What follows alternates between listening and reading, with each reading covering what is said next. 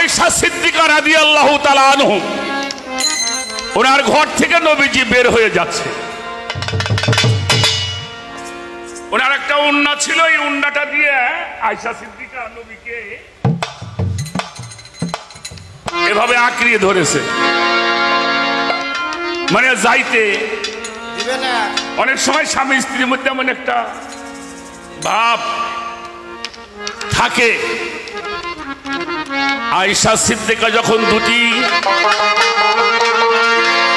ওড়নার আল চাপ দিয়ে ধরেছে, মাঝখানে নবীজি টান দিয়েছেন, ওড়না চলে আসছে আমার নবী মুহাম্মদুর রাসূলুল্লাহ সাল্লাল্লাহু আলাইহি ওয়াসাল্লাম বের হয়ে গেছে।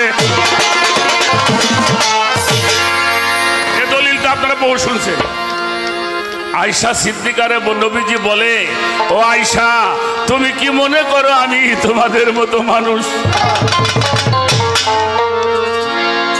একটা কথা কই সরকার সাহেব, যার আঙ্গুলের ইশারায় চন্দ্র দুই খণ্ড হয়েছে কিনা অবিশ্বাস করেন কেউ? অবিশ্বাস করেন কেউ? যারা প্রথম চাঁদে গিয়েছিলেন এই তিনজনের মধ্যে একজন পৃথিবীতে নেমেই মুসলমান হয়ে গিয়েছিলেন। সুবহানাল্লাহ।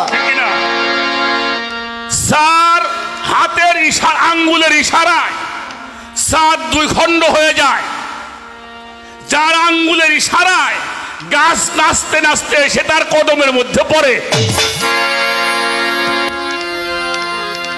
যার আঙ্গুলের ইশারায় মৃত জীবিত হয়, তারে মানুষ মারতে পারে, এটা আমার বিশ্বাস করতে হবে। কথা বলেন না কেন?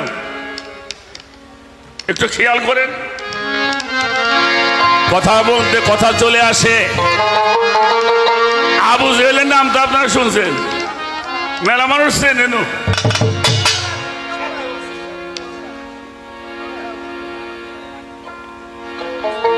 আস্তে একটা গুই সাপ যাইতেছে, ওইটারে ধইরে ছোট ছোট করে কাটছে, কাইটা আগুন দিয়ে পুরাই এতটুকু ছাই হয়েছে। ওটা টুকলার মধ্যে ধইরে নিয়ে আসতেছে, আজকে বাচ্চাদের কাছে যাবো দিয়ে, এটা কবর পারে কিনা।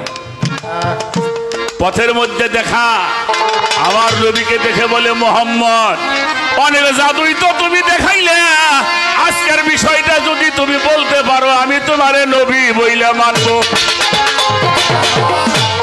আমার নবীজি কয়, চাচা তুমি যতই যাই কও তুমি তো মানবে না। কারণ আমাদের দেশে এক প্রকারের মানুষ আছে, দেখবেন মুখে একটা আর ভিতরে